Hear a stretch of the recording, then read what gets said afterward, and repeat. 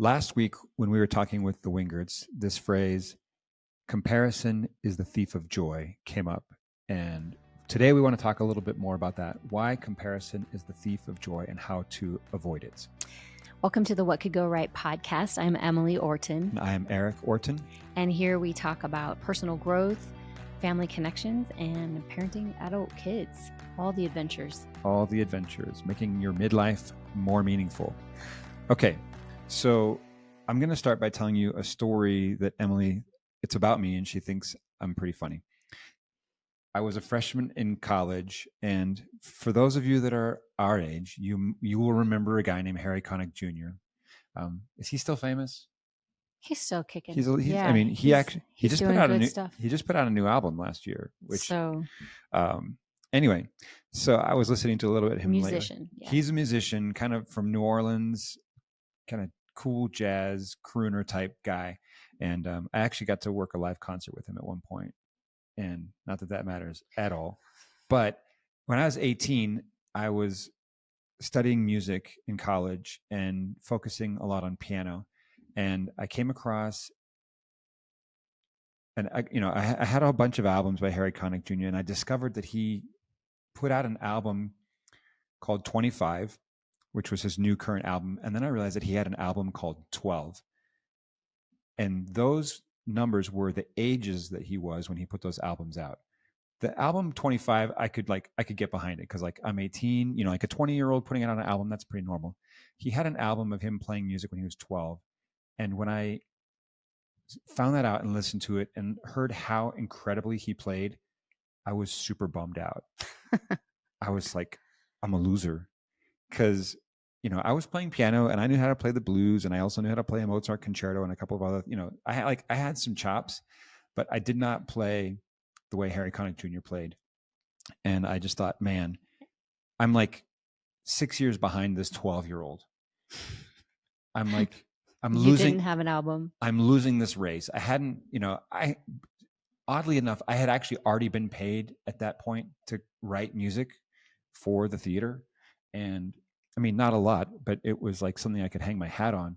But I just felt it bummed me out. That was it. Like it was the thief of my joy. As much as I loved music, comparing myself to Harry Connick Jr. was the thief of my joy. And so that's my sob story. Yeah, I just think that is so relatable because so many of us will be going along thinking we're doing great. And then we see somebody else and we're like, oh, never mind. I remember. Never mind.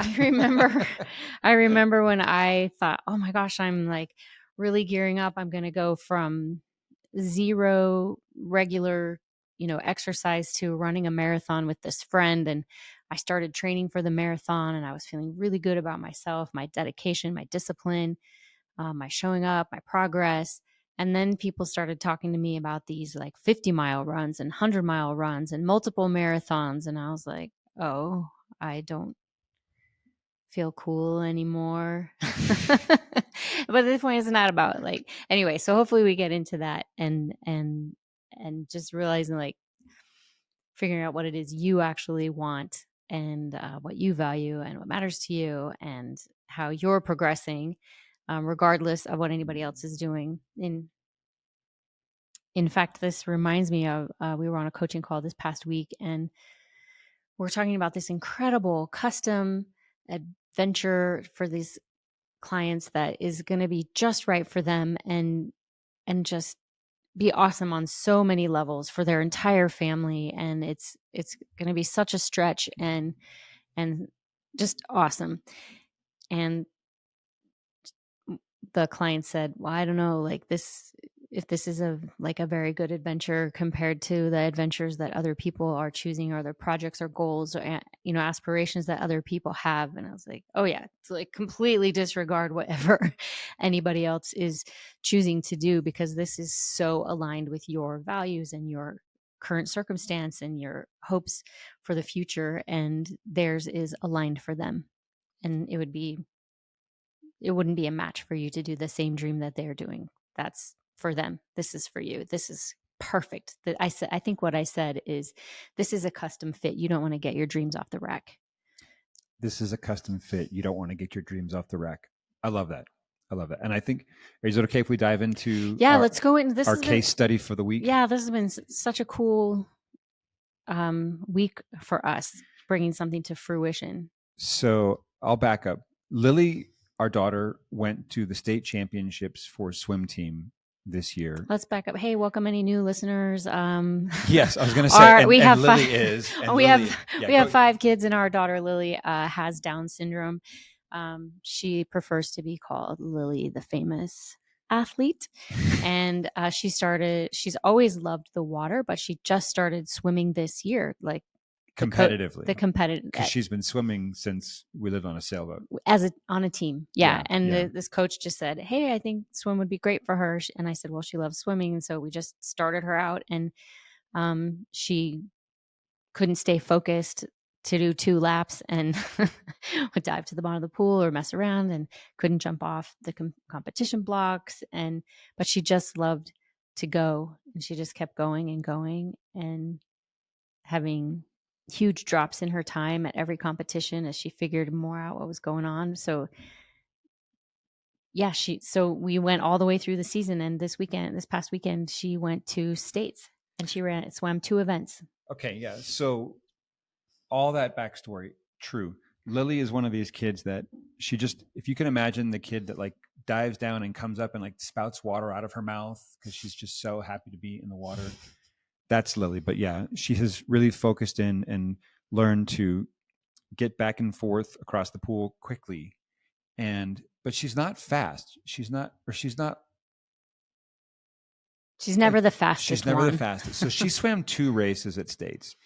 And the first race that she swam, there were 5 swimmers in the pool. And we learned that she's in what they call the unified category, which is basically what we would call special needs. Yes. She's in the unified category. And so everybody in the race has some sort of mental or physical condition that prevents them from sort of competing fairly with typical other athletes. And so Lily is in this race, and it was a 50-yard race, 50 meter down to the other end of the pool and back. And everybody does really well. Everybody makes it down and back. The crowd is going crazy cheering for them. All the other swimmers on the team are out there cheering for them. And Lily finishes the race, and she happens to finish last. She's the slowest person in the pool.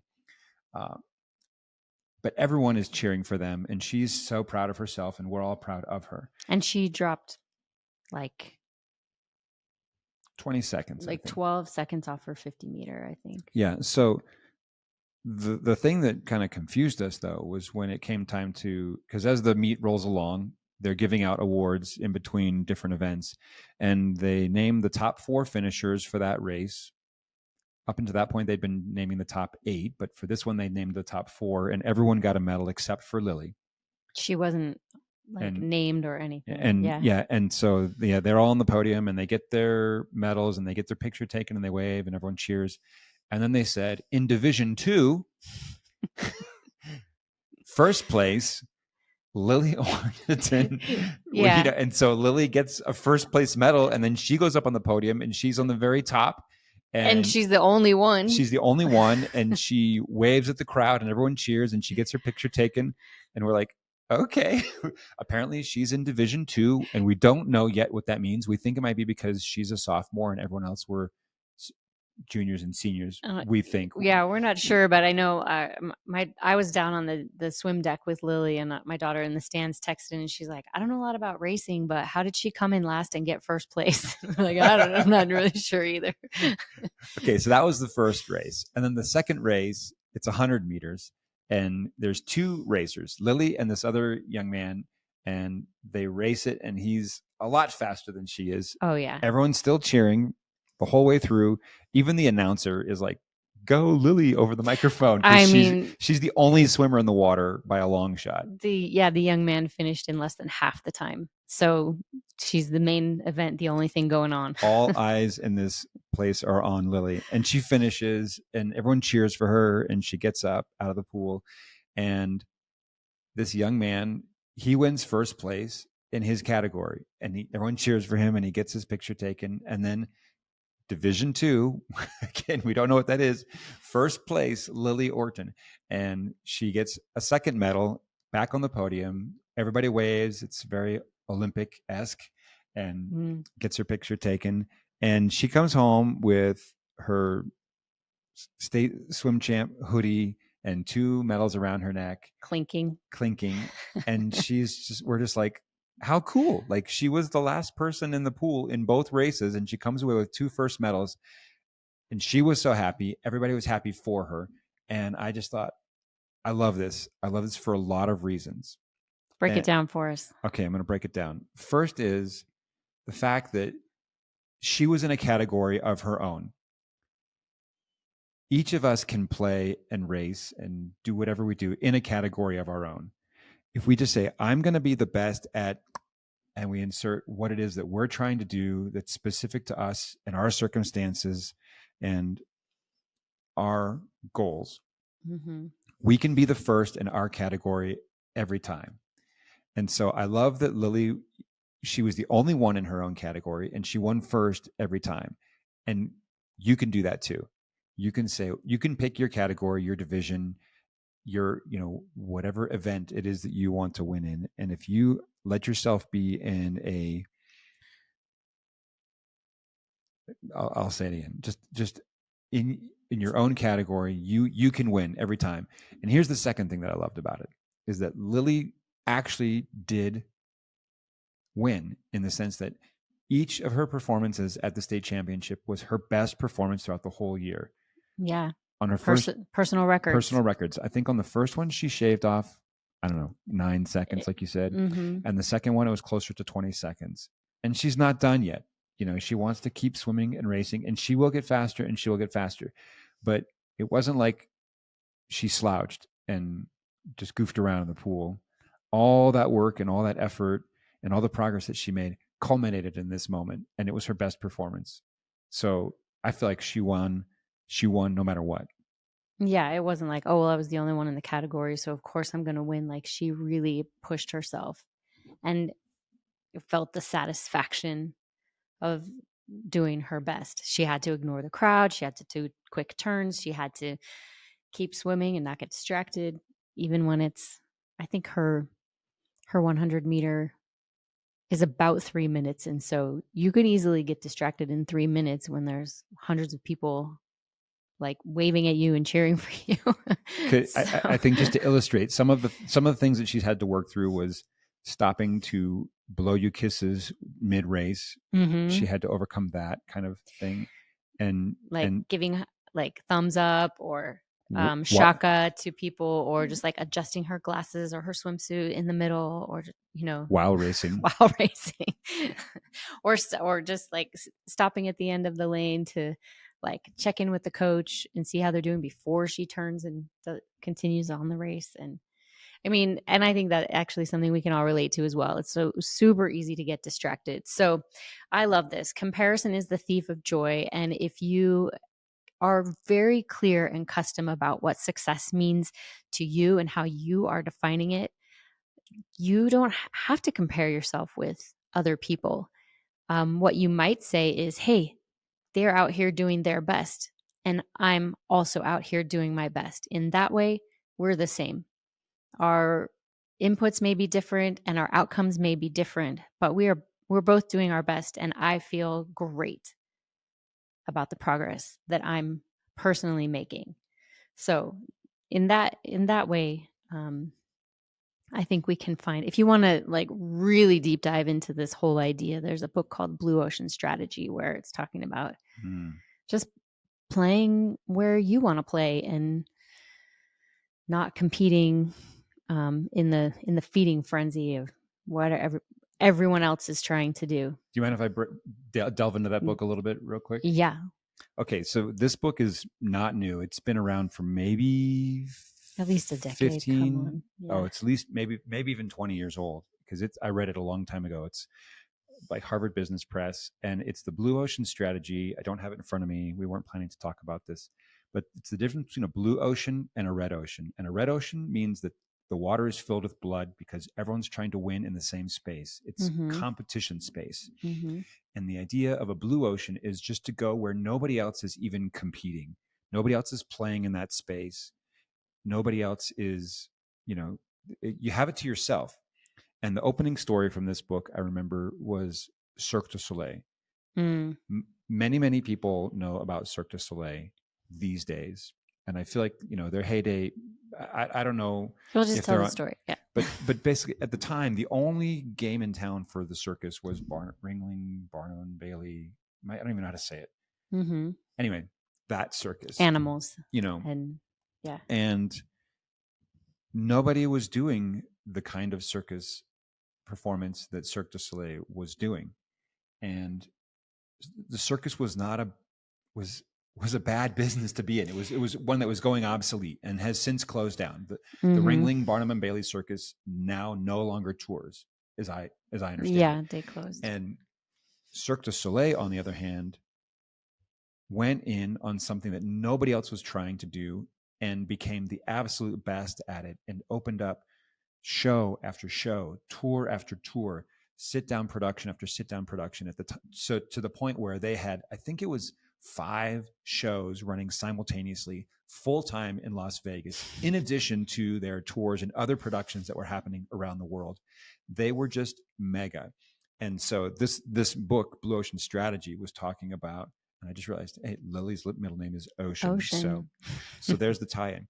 So just this idea of play in the space that only you can and probably want to play in, and you don't have to worry about the competition. You will become successful and enjoy the sort of the freedom of being in a place where there's no blood in the water. You're not trying to, like go for anyone's jugular to win. You just get to be the best at what you do.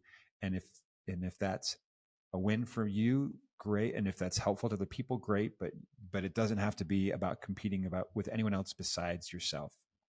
I love what you said just now, because it makes me think about just being the best possible version of you. There's literally nobody else on the planet quite like you.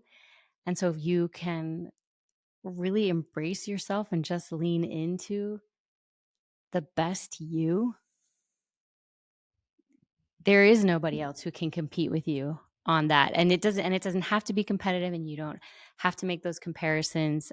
But what we have noticed is that every time we're making comparisons and thinking we should be where somebody else is, it doesn't really serve us. It doesn't help us progress faster. It doesn't help us, keep our motivation up or believe in ourselves anymore. So I love this. This was a good conversation on really defining, specific to you, how you want to grow and progress in a way that it can completely disregard, whatever anyone else is doing in the space. A friendly disregard for what other people think. A friendly disregard for what other people think. I'll bet you Harry Connick Jr. is listening to this thinking, God, Erik is such a better podcaster than me. I'm like so behind. I bet he's not going to worry about that at all. Drop me a DM. I'll help you out. We'd love to collab. I'll help you out. Okay. So how does this, how can we help people in this area, Emily? Well, I think for me, the main takeaways are figuring out what you want to do, what matters to you, being the best at being yourself, and then not comparing yourself to other people. That leaves you free to cheer them on and pour out more good energy into the world and say, good for you. You're doing the things that matter to you. Me too. I'm also doing the things that matter to me. And here we are on this journey together, both doing our best. Where can people go to get this sort of free headspace kind of experience? Well, we were thinking that sometimes it can be really hard to get out of your headspace. But one of the ways that we've experienced that is the most efficient for clearing your head and really thinking about what matters to you is by changing your environment. Nothing will change your thoughts faster than changing your environment. And so one of the things that what we offer in that area are these 1-week sailing trips to beautiful places. And you get away from all the invisible drain in your everyday environment that's constantly reminding you of things you have to do or pulling you into your rhythm. You get out on one of these sailing trips, you get this beautiful sunshine, this fresh air, these gorgeous water. You're trying new things, having new conversations, and you start having new thoughts and new ideas. And you'll have some playtime, which I think is the deepest form of rest. You get some quiet time, and you have a chance to just reflect on, hey, what really matters most to me? And you'll do things that maybe you've never done before, and you're like, what else am I capable of? It just opens you up to trusting yourself, to thinking a little more clearly and maybe a little bigger. And so we offer these sailing trips. Yeah, it's true. I see it over and over again as people go out sailing with us, and we're doing trips 2 ways this year. So if one of these feels of interest to you, let's talk. One of the ways is we do a private trip. If you have a group of 6 to 10 people and you want to go out as a group, it can be a group of couples, it can be 2 families, it can be a bunch of, you want to have like a ladies getaway, a mom's getaway, or Bros, or down, or a bro down, or even coworkers, colleagues, of course. Yeah. So if you want to go with a group, just basically just drop us a line. You can email us or comment on any of our social posts. There will be a link below, and we'll just talk through it, and we can find a custom trip, a time and a place that would work for you and the people you want to go with. The other way is by the cabin. We have a couple of set trips where you can just come, and it's easiest if you come 2 people, because the cabins are usually set up for double occupancy. And so if you want to come, we've done lots of couples. It can be a mom, daughter. It can be 2 sisters, father, son, whatever, or 2 friends, boyfriend, girlfriend, and so, whatever, if you want to just come out and try it out and you don't have a group, that's also fine. So by the cabin is the other way. And so, just drop us a note, and happy to fill you in on those details. You can also go to theawesomefactory.nyc/sailing 2024. That's the link you'll find below in the show notes. Find that link in the show notes, and you can schedule a time and we can answer all your questions there. What are some of the places you're going to be going? Was recently in the Bahamas. I'm heading to the Sea of Cortez, Mexico next month. Going to be putting together a trip for a group to Thailand right now. Also looking to do some trips back to the Caribbean, a couple of places. Do you have any space for the Greece? Ooh, yeah. Trip? Greece. Going to Greece this summer in July. 1 spot left at the moment. One cabin. One cabin. And so Mediterranean, Caribbean, a little bit of Pacific Ocean stuff. So lots of fun places. So if you want to do that, let's chat. Happy to fill you in. And if you decide to come sailing with us and put down a deposit before March 15th, you'll get $500 off a cabin. So there's that to look forward to. Yeah, that's a good deal. $500 off before March 15th. Okay, I want to close with just a little story about me comparing. We were living in New York City. We were in this little tiny apartment. I had 2 small kids, and we had this friend downstairs who was about my same age, but she was single. And her life was vastly different than mine, but she would come over in the evenings and tell me about work, tell me about the clubs, tell me about the men she was dating. And this day she came over and told me that she had just bought tickets to Peru. She was like, oh, I just saw there was a great price on tickets to Peru. So me and a friend got tickets. We're going to go for a week. And I immediately felt like, what am I doing with my life? Like, why I'm going to the playground 3 times a day. And what could be better than that? Her life sounded so exotic and glamorous to me. And it's because I was comparing myself to her. I wasn't thinking, oh, she comes over every day after work to play with my children. I was thinking, oh, she's going to Peru, and, we can't all have everything, and the things that we want, you can't guarantee that you're going to have children, right? Whatever. Anyway, the point is I was comparing myself to her, and it made me feel pretty sad about the situation that I was in. And I thought about it a little more through the evening, and I just kind of did a little check on my trajectory, and I had set my own goals and my own values, and they were that the most important things to me are that I did want to have a family. I wanted to have those kids. And when I realized that, I was living my dream and I was able to acknowledge that to myself, it made it so much easier for me to then say like, hey, good for you. You're doing your dream. I have more than one dream in my life, but the ones that matter most, I'm doing right now. And so it made it that I could be happier and I could be a better friend. You could cheer for the I people could in the lane next to you. I could cheer for them because I knew I was happy with the choices that I had made. I owned them. And anyway, that's my little story about not comparing. And I hope that this is helpful. We always hope that it's helpful, that the things we're sharing can help you be more intentional, either about how you're living your life, how you're thinking about your life. So we always like to end this podcast with one of our favorite questions, which is, what could go right? What could go right? Thanks for listening. Hey, it's Erik. Don't hit the pause button just yet, because I'm about to share the recording of a beautiful song with you that I think you'll love. It's written by two brothers, Bo and Bear Reinhardt. They are from the band NeedtoBreathe. And this recording of the song was fun to make. I had some friends help me out with the backup vocals. And I love how I feel singing it. I hope you'll love how you feel listening to it. And if you like it, I'd love to hear from you. Enjoy.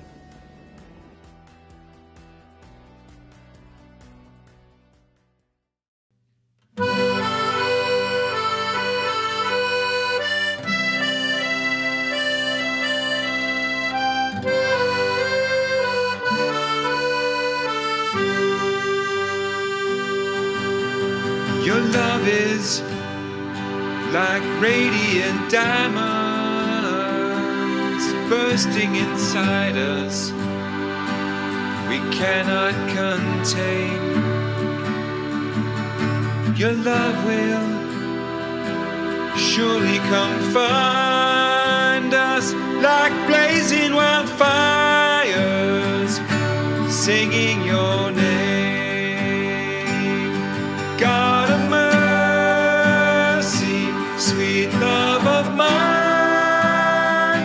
I have surrendered to your design.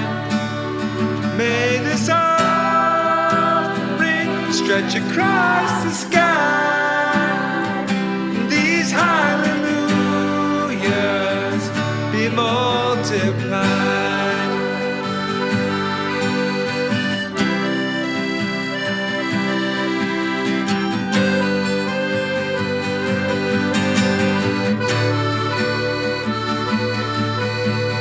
Love is like radiant diamonds bursting inside us.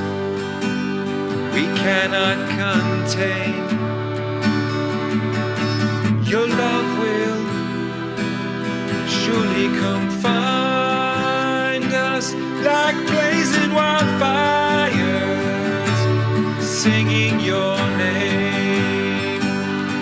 God of mercy, sweet love of mine, I have surrendered to your design. May this offering stretch across the sky. These hallelujahs be multiplied.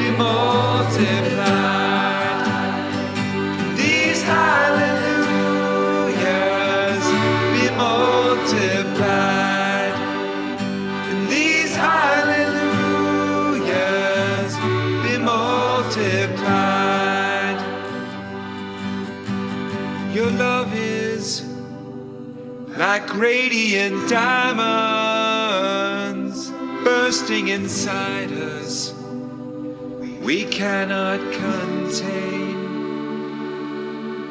Your love will surely come find us like blazing wildfires, singing your name.